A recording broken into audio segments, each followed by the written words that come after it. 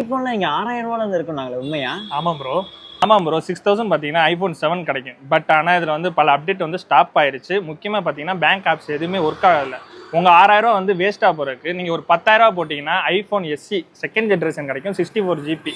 இது உங்களுக்கு எல்லா அப்டேட்டுமே வரும். லேட்டஸ்ட் அப்டேட்டு ஆப்ஸ் எல்லாமே ஒர்க் ஆகும். 12000 இருக்கா, ஐஃபோன் XR 64 GB வாங்கலாம். இதில் பார்த்தீங்கன்னா ஸ்க்ரீன் சைஸ் பெருசு, பேட்டரி நல்லா சார்ஜ் நிற்கும், கேமரா குவாலிட்டி பர்ஃபெக்டாக இருக்கும்.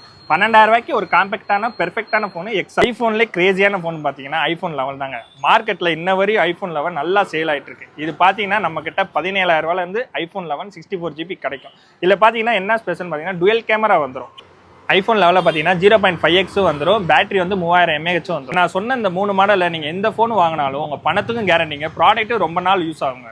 6000 ரூபாய்க்கு ஐஃபோன் 7 வாங்கி உங்கள் காசை வேஸ்ட் பண்ணாதீங்க. நல்ல ப்ராடக்ட்டை வாங்கி யூஸ் பண்ணிக்கோங்க. இந்த மாதிரி 6000 ரூபாய் வேஸ்ட் பண்ணணும்னு நினைக்கிற உங்கள் ஃப்ரெண்டுக்கு இந்த ரீலை ஷேர் பண்ணிக்கோங்க. மறக்காம